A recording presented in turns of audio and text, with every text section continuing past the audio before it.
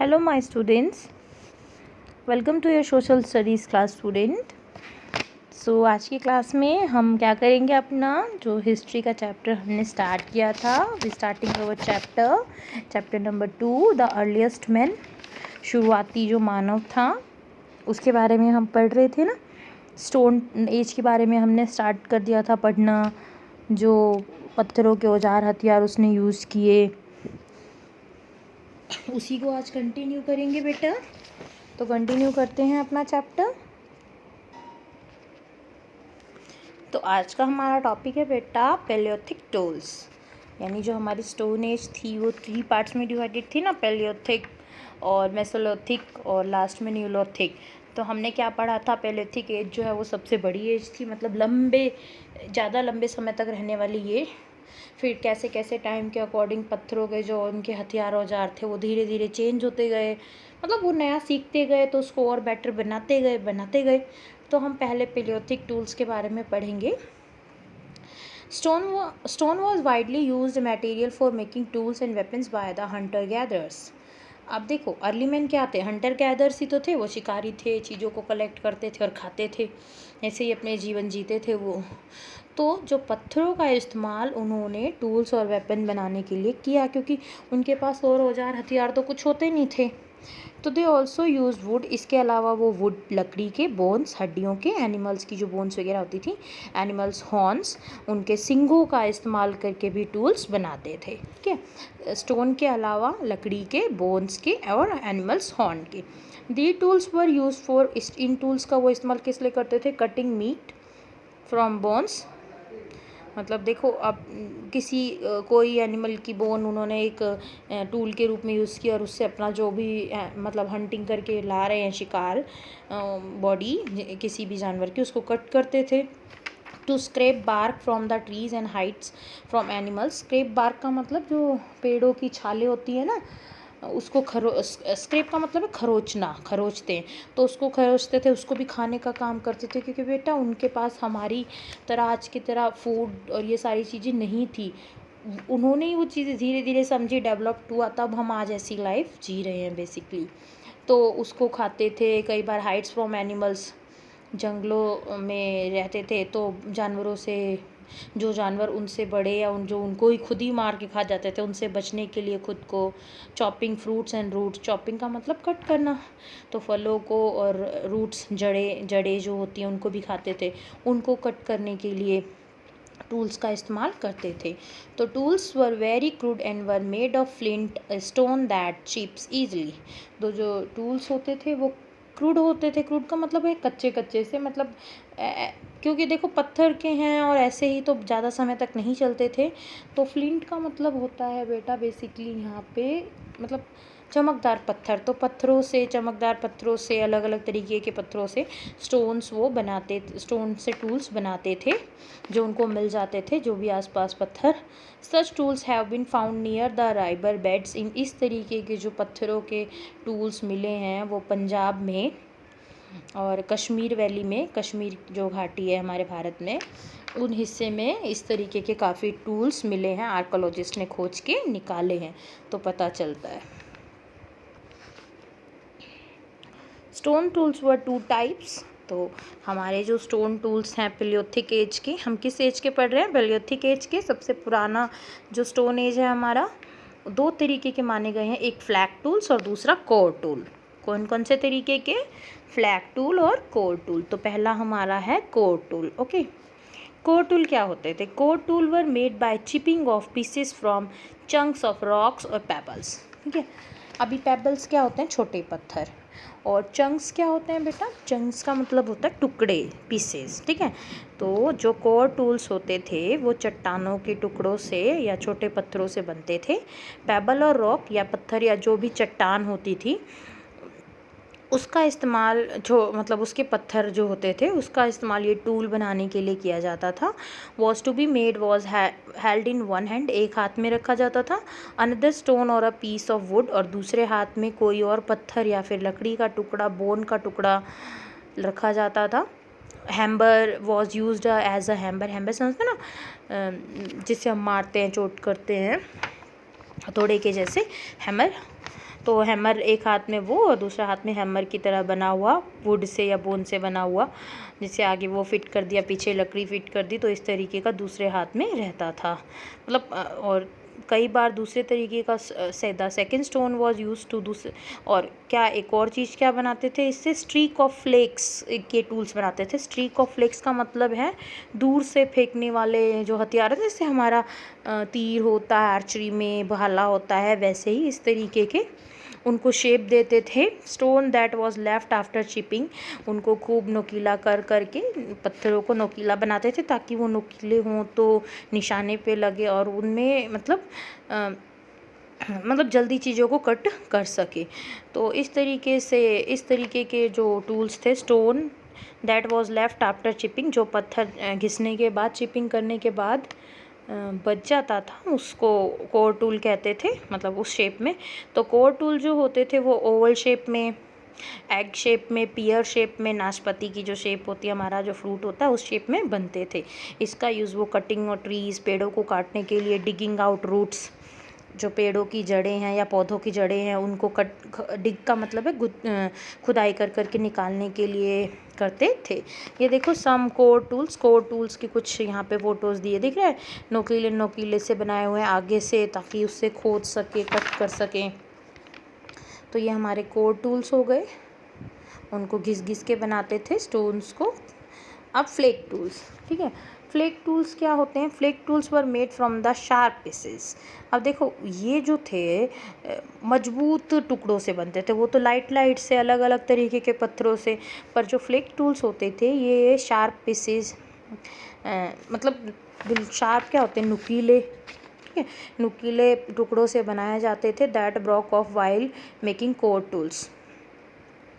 A flake of stone that was to be shaped as a tool was, कोई भी पत्थर का टुकड़ा उसको शेप दे दिया जाता था। हार्ड सरफेस, एक मजबूत सा उसको वो बना लेते थे, ठीक है। तो उसको यूज़ करते थे। फिर चिसल का मतलब समझते हो? चिसल के रूप में, जैसे छेनी, जब हम हैमर कोई चीज़ रखते हैं ना छेनी, और उसको फिर हथौड़ा मार मार के उसको तोड़ते हैं, तो बेसिकली जैसे कोर टूल में हैमर बनाया, इसमें चिसल बनाते थे और उसको रख के किसी भी चीज़ को काटने का काम ऊपर से हैमर मार के वगैरह करते थे। तो एक तो चिसल वगैरह बनाते थे इस फ्लेक टूल्स में। दूसरा इसका यूज़ हैमर के साथ होता था, तो अपनी डिज़ायर शेप जैसा चाहिए होता वैसा शेप दे देते थे। इससे चॉपिंग वगैरह करते थे, मीट वगैरह, एनिमल्स की स्किन वगैरह रिमूव करते थे। देखो ये रहा एक फ्लेक टूल्स। तो कोर टूल जो थे बेसिकली वो देखो बेटा, रॉक्स और पेबल्स से बन रहे थे, उनके टुकड़ों से बन रहे थे। ये जो होते थे उसको शेप दे के, नोकीली शेप दे के बनाया जाता था बेसिकली। और फ्लेक टूल जो होते थे शार्प पीसेस के बनाए जाते थे मेनली। ये जो होते थे मेनली कोर टूल ज़्यादा यूज़ करते थे, फ्लेक टूल जो होते थे उसके कंपैरिजन में कम यूज़ करते थे। मीट वगैरह कट करने के लिए या हैमर पे मतलब उसको सपोर्ट करने के लिए फ्लेक टूल्स बनाए जाते थे। Discovery of fire, most important invention of this period. आग की खोज। आपको पता है इस टाइम से पहले अर्ली मैन को नहीं पता था कि फ़ायर क्या होती है, आग क्या होती है। अभी देखो हमारे लिए फ़ायर का यूज़ हम खाना बनाने के लिए, कुकिंग के लिए करते हैं। कितनी सारी मतलब हमारे लिए वो कितनी वैल्यूएबल है, उसके बिना हम फूड कैसे खा सकते हैं, रॉ कच्चा। तो उसको ना फायर के बारे में नहीं पता था।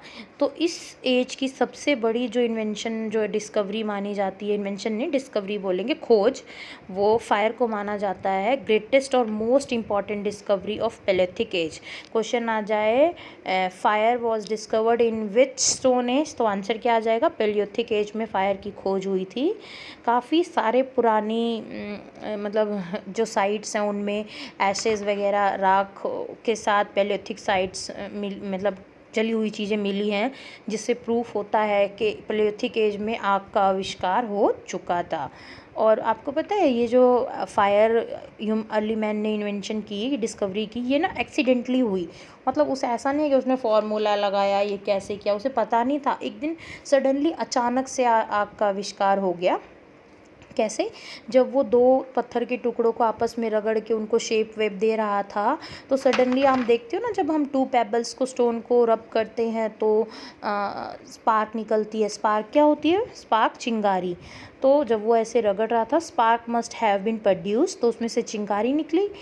तो उसको समझ में आया, अरे ये तो भाई फायर है भाई। The early human being have relied that, अब उस स्पार्क्स को उसने, मतलब कुछ चीज़ें आसपास थी वहाँ पे, जैसे लीव्स वगैरह पड़े हुए थे ड्राई, वो जलने लग गई। तो अब उस जो स्कार्प थी उससे फायर हो गई, फिर वो उसके लिए बहुत यूजेबल होने लग गई। अब देखो विंटर में हीट देने का काम करने लग गई, जला के आग से बॉडी हीट कर लेते, प्लस डेंजरस एनिमल से खुद को प्रोटेक्ट करते, क्योंकि जो वाइल्ड एनिमल होते हैं वो आग से डरते हैं।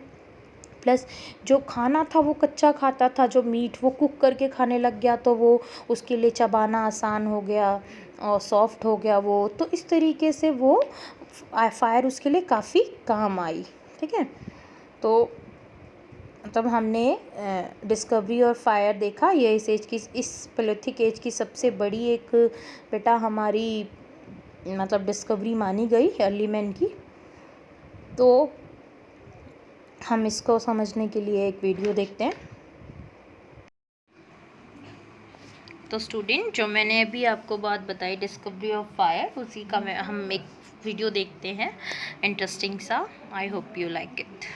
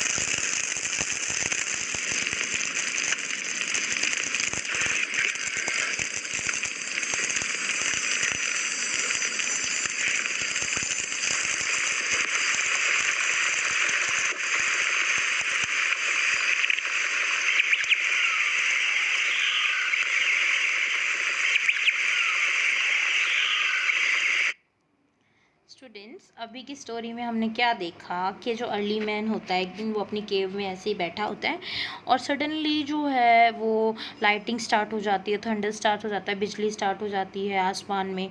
तो उससे वो बिजली गिरती है, तो जो जंगल होता है वहाँ पे जो पेड़, सूखे पेड़ पौधे होते हैं, उनमें आग लग जाती है। अब वो केव से बाहर निकल के देखता है, अरे ये क्या चीज़ है, उसने तो इससे पहले कभी फायर ही नहीं देखी थी।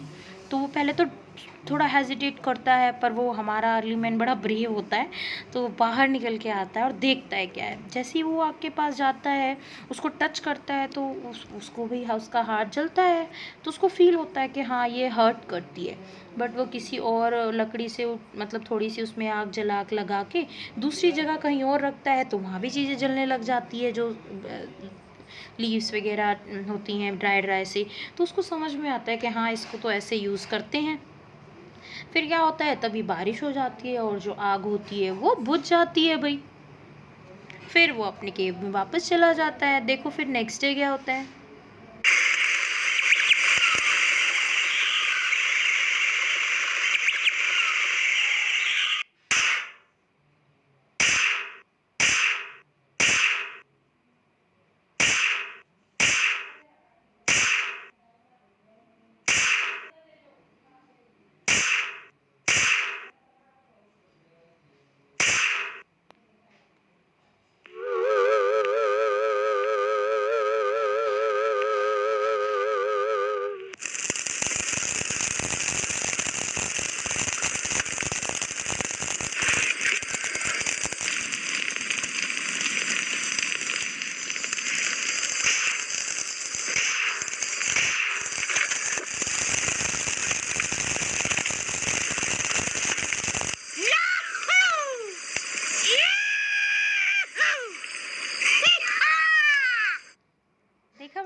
क्या हुआ, अपनी केव में वो अपने स्टोन से दूसरे स्टोन के ऊपर अटैक करके मतलब टूल वगैरह बना रहा होता है, बट सडनली एक स्टोन को जब हम स्टोन से रब करते हैं तो स्पार्क, चिंगारी निकलती है ना, तो एक चिंगारी निकलती है और जो वहाँ पे ड्राई लीव्स पड़े होते हैं उनमें आग लग जाती है। तो अब वो देखता है अरे ये तो वही चीज़ है जो मैंने कल देखी थी, है ना। फिर उसको और जोर से अटैक करता है तो और स्पार्क निकलते हैं, तो वो वहाँ वो जो और ड्राई लीव्स वगैरह पड़े होते हैं उन पे वो डालता है, इकट्ठा करता है तो आग जलने लगती है। तो इस तरीके से डिस्कवरी ऑफ फायर होती है।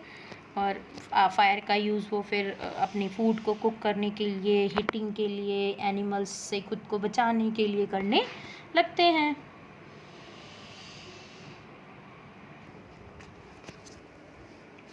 So student, I hope you liked this video and understand the discovery of fire by early man in Paleolithic age.